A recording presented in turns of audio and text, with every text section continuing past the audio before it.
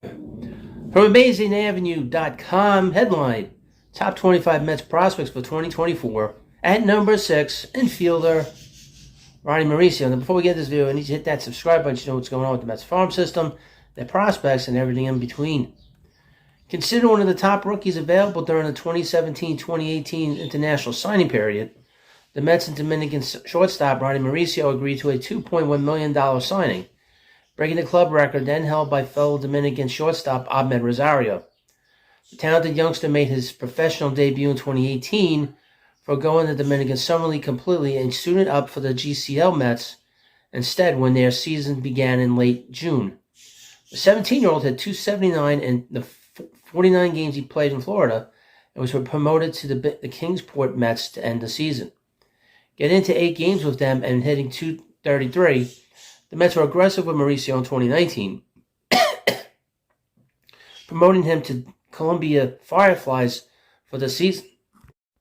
The youngest player in the South Atlantic League, Mauricio held his own as a whole, hitting .268 in 116 games with 4 home runs, 6 stolen bases in 16 attempts, and 23 walks to 99 strikeouts. While his season on the whole was slightly below average, he began the year strong but tired, hitting .290 in 59 games in the first half before tailing off in the second, hitting .244 in 56 games.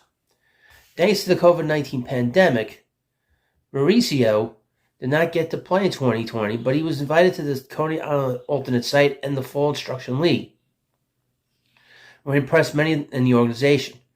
Mauricio turned heads in spring of 21, having grown stronger and more muscular. He was signed to the Brooklyn Cyclones and played 100 games in Coney Island, hitting .242 with 19 home runs, 9 stolen bases in 16 attempts, and 24 walks and 101 strikeouts.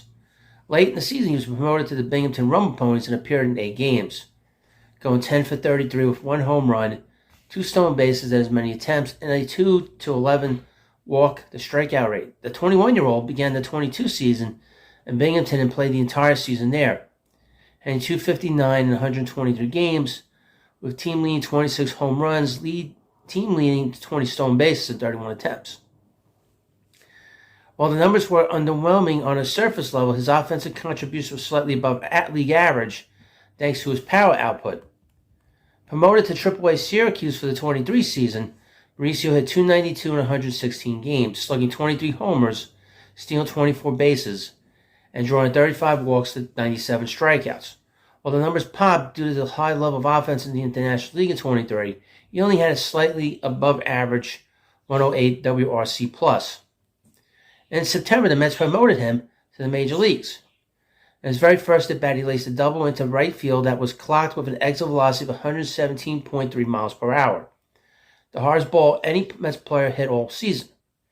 Ronny certainly hit the ground running, but his bat cooled after a few weeks of play, and he ended up hitting .248 in 22 games with 2 homers, 7 stolen bases, as many attempts, and 7 walks to 31 strikeouts in his major league cup of coffee. After the season ended, Mauricio went to go play for the Tigres de Liche, the Dominican Winter League team that he played for in the prior offseason, won MVP honors for after hitting .287 in 46 games. Mauricio went against organizational wishes for him to refrain from playing there, citing the need to make the money. Liche would be paying him, as the majority of his initial signing bonus was kept from him by his agent and family members controlling his finances at the time. He got off to another hot start, hitting .441 in 8 games, but tore his ACL after taking a handful of running steps to steal second base, but then stopped and hitting the brakes. Mauricio stands tall and open at the plate, holding his hands high and wrapping his bat behind his head. He swings with a moderate leg kick, using a long leverage swing that utilizes an efficient bat path through the zone and a loose finish. A switch hitter, he has consistently been better from his left side than his right. Mauricio has a propensity to swing at bad pitches, owing to an aggressive approach to the plate and a poorly developed eye for spin. When he's able to make solid contact, his above-average bat speed and natural strength allow him to punish balls, but his approach and struggles to recognize spin have led to too many weak grounders or pop-ups. Against AAA fastballs, 4-seam, 2-seam sinkers, and cutters, he hit .347 with a .581 slugging percentage.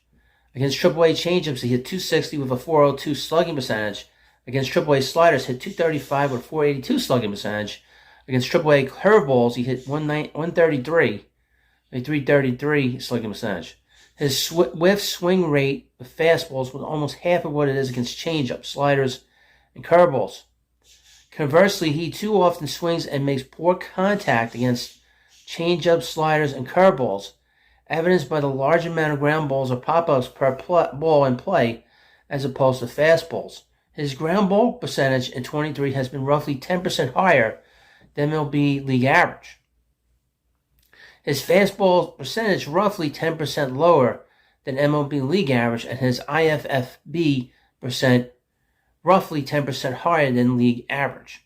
Defensively, Mauricio has all the tools to play an above-average shortstop. He reads the ball off the bat well and has a quick first step as a result. Soft hands, a quick transfer, and a plus arm.